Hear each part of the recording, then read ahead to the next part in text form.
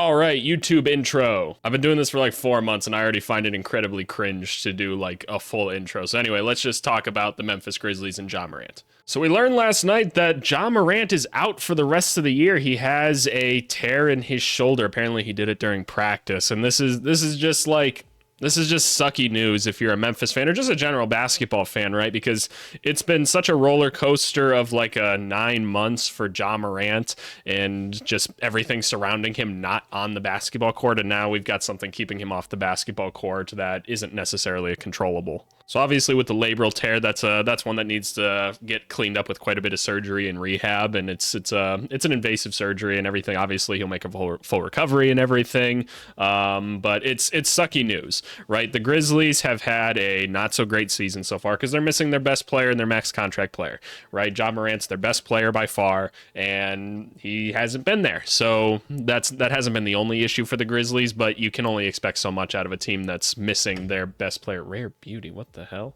So the Grizzlies are currently the 13th seed, which is quite a disappointment considering last year they were 51-31, which I believe was the second seed. Last year, yeah, they were the second seed. And, you know, they took the big step that you expect out of these young teams, or that you hope to get out of these young teams, I should say, where, the squad of young dudes came together. They exceeded expectations in the regular season. You know, they had a little bit of a playoff presence and stuff, but ultimately it didn't really lead anywhere. But you say, you know what? It's a young team. It's okay. We're coming back next year. We'll retool the roster a little bit and we'll make a better push. The goal obviously is to start being a contender at a certain point, right? And they made moves in the offseason to indicate that. The problem was Ja Morant's off-the-court issues, which included him waving the firearm on IG Live and everything, right? Not just once, but twice. It's just an incredibly weird situation and everything, one that I don't need to dive into or anything. But that put a little hindrance on things, right? Because they're like, okay, 25-game suspension. All right, you don't have Ja Morant now. So how many moves do you want to make to try and make this team competitive? And you say, well, like, we're still going to try and do something. They made the Marcus Smart move, right? Which was a big trade in the offseason. That's a very valuable player to add to your team. And you're like, okay, we've added Marcus Smart. The goal is to try and stay afloat until Ja comes back. Steven Adams goes down, then Brandon Clark goes down. You now have like nothing at the center position to start this year. And that has been what's been reflective of this record, right? Is just too depleted to actually contend with a very loaded Western Conference. And then Ja Morant came back. He was back for 9 games. They went 6-3 in that time, which is good. You know, there's a lot of ground to make up, but, you know, good record while he was there and great numbers, right? It's because it's not like he was out with injury or anything. 25 points, 8 assists, 5 rebounds. He was phenomenal, right? He was phenomenal while he was here. He dunked on Victor Wembanyama, so he's got to be one of the first people to climb Mount Wembanyama, which I guess we would have figured it was Ja Morant. But this is another big setback for a team that spent $193 million on this dude who missed a quarter of the season due to his own off-the-court issues, and now he's hurt. And this was a team that's trying to compete, right? You have the Jaren Jackson Jr. coming off the DPOY and everything. You've got the Marcus Smarts, right? Desmond Bane stepped up big while he was gone. It didn't translate to wins, but he's a promising young player that should be a third option on this team, right? But just nothing quite came together with the team this year. And there's a couple things to look at with this. Marcus Smart missed a lot of times. Obviously, you had the Steven Adams and Brandon Clark injuries. Those are tough ones to come back from, right?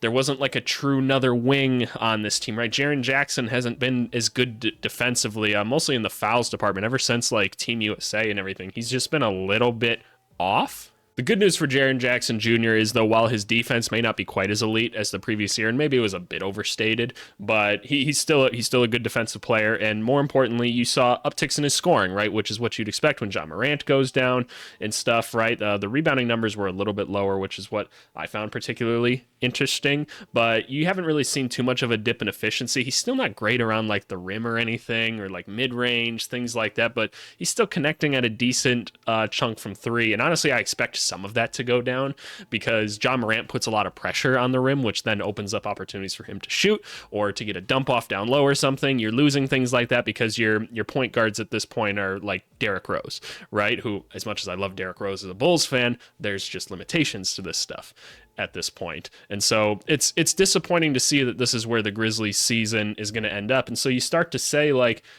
okay, like, what if you're a Grizzlies fan, do you do now? You expect it to be better this year. It was going to be a rough start. Maybe you were going to come back, but here's the way I look at it, right? So if we look at the standings, right, and obviously this is an improved look because they've been winning a little bit more recently.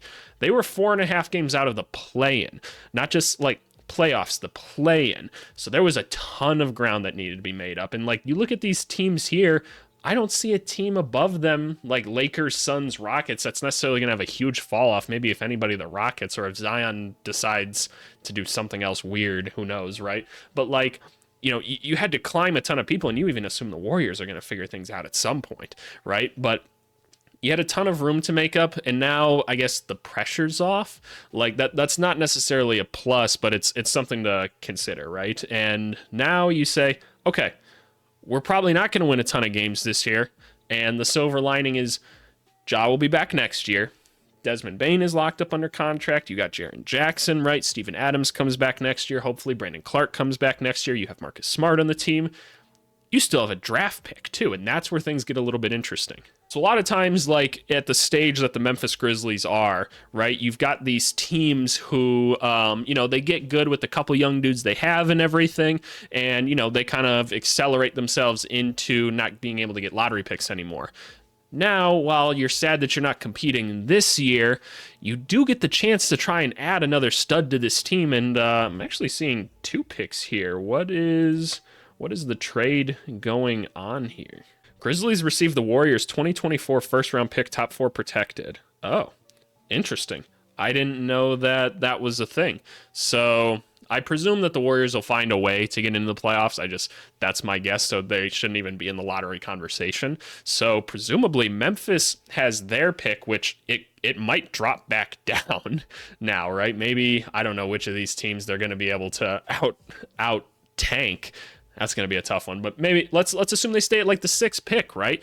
You have a chance to add like an impactful player like an Alexander Starr or something like that, right? Because you're a little bit weak at the big man position or something. You put him next to Jaren Jackson, all of a sudden you've got 2 elite rim defenders or something like that. And then you still have another pick where maybe you can go get, I'm looking at some of these guys here. I'm not exactly sure who I'd want to throw on this roster. It's not like a Collier. That would be a horrible fit or something, but I don't know. You find that wing that you've been looking for, right? Or something like Zaire Williams is like okay at best. Luke Kennard kind of is one-dimensional with things. So you go and find that positional player next year that can be really impactful on a team like this. So while it really, really, really sucks that Ja Morant is down and everything, like there are things to look forward to, right? Like you've got the draft pick going forward. This is a chance for Desmond Bane and Jaren Jackson Jr. to develop their skills a little bit more. Like think about it when Harden got moved from OKC to Houston, and now all of a sudden he's got all these shot attempts. Well, this is your chance to have kind of a development year if you're Memphis. Maybe Zaire Williams does have a little something more in the bag, and we can give him the rock a little bit more. But otherwise, let's see what Desmond Bane can do. Let's give Marcus Smart a little bit more of an opportunity to kind of assert his culture onto the team. Let's let Jaren Jackson develop a little bit. Maybe one of these big men on the team actually figure out how to play some basketball. Something I used to say in coaching all the time is the goal hasn't changed, but the path has, right? Like you still have all the pieces that you have in Memphis. You're just not going to have it this year, and that really sucks. Like it just does. But the good news is you've set yourself up to where you're going to be able to come back better next year, more likely than not. Everybody else is getting the chance to develop, try and keep the core together. You identify some weaknesses and know that you have a stud of a point guard coming back, and you're going to be bringing in 2 promising young players. So start doing your scouting now, figure out who you want, right? Maybe both of those picks then even become another star player that becomes available or something. Who knows, right? Like you're giving yourself room to make things happen, right? And that's what matters. So sorry, Memphis fans, this is kind of a shitty year for you guys, but hopefully you have something to look forward to in the offseason. As for now, though, look for Desmond Bane, look for Jaren Jackson Jr., and hope that something develops with them and they continue to play good, because they have played good so far this year, even though like we can list off some criticisms for them. There's room to grow. They're both young players. Ja Morant's a young player. You guys have plenty of time. Keep the core together. Be patient. It'll all be good.